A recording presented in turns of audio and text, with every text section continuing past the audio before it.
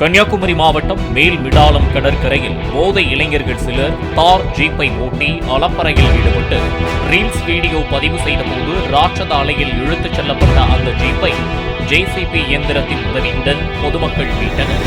கடல் அலைகளில் சிக்கிய ஜீப்பில் இருந்து இளைஞர்கள் அதிர்ஷ்டவசமாக உயர் தப்பினர்.